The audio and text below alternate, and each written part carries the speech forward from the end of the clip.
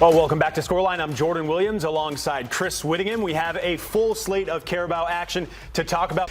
Matt Turner, the American, should he stay or should he go? This is a player that we've been talking about for quite some time. Currently America's #1 in net, we think. Should he stay or should he go? Time now to turn it over to our Scoreline colleague, Jordan Williams. Hello. What do you got for us today? Well, thank you, Susanna. Mike, welcome back from Italy. Thanks, Don't buddy. listen to Zlatan. You're on the A-team. We're all on the A-team at CBS Sports Golazo. Yeah, and you think about Galatasaray being such a big club, so hard to win. It really was all kicking off. I think I saw a banner that said, "Welcome to HE double hockey stick." So there's a lot going on in the Turkish league. With this body, with these legs moving, it's scary.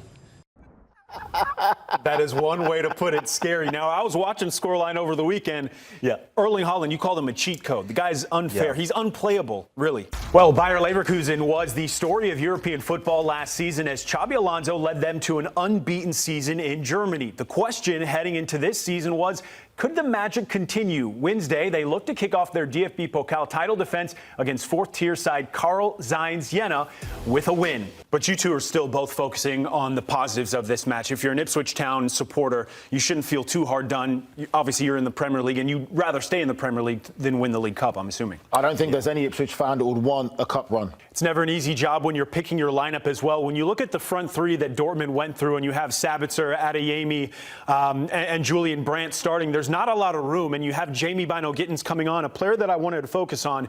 Earlier today, Dortmund sporting director Sebastian Kehl said Gio Reyna could be an important player for us. What do you make of those comments, considering how deep they are in those front three attacking positions? I mean, look, I think Kehl was very honest. I think of McTominay, and I think of all those late goals he scored. Yep. You mentioned important goals for Manchester United, so it'll be interesting to see what he can bring to Napoli, especially moving forward under Antonio Conte and his side there in Italy. All right, Jimmy, I don't want you to be Swiss. I don't want you to be neutral. I don't want you to sit on the fence for this question here. Potchwatch update. Over under 3.5 days, he will be announced as the new USMNT manager. Ooh, I love Mauricio Pochettino news. Ooh, Tuesday would be, that's a good bookie. Jordan, I like you. That's a tough question.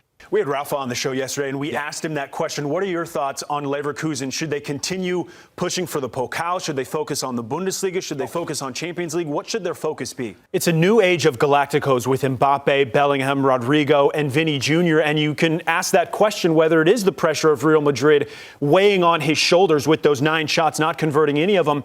But if you look at Kylian Mbappe in his last few matches, even going back to the Euros, he hasn't scored in quite a while. So then you start asking the question if this is just Mbappe himself, and this is going to just take some time to really find that goal in the white shirt. And that'll be kind of the question, because if you look at some of the other players they've brought in Scott McTominay, so Antonio Conte's been making a lot of moves, but one move that it seems like they haven't been able to complete is Victor Osimhen. There was a team in Saudi Arabia that was in for him. They were trying to convince him to go there. It seemed like they were going to get a big price tag from there. And then Chelsea as well, but it seems like he could stay at Napoli. What does that mean for him and Lukaku?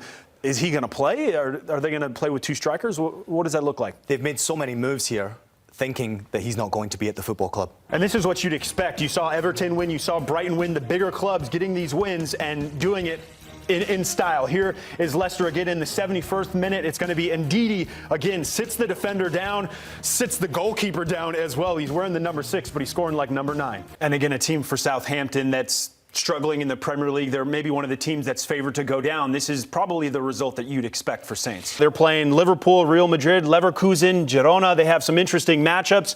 And Paulo Fonseca, he hasn't started well. How do you think he'll get on in the Champions League? Well, West Ham has spent a lot of money with that new manager. They brought in some new players. You had Nicholas Füllkrug starting. Somerville was also one of their new players that was starting.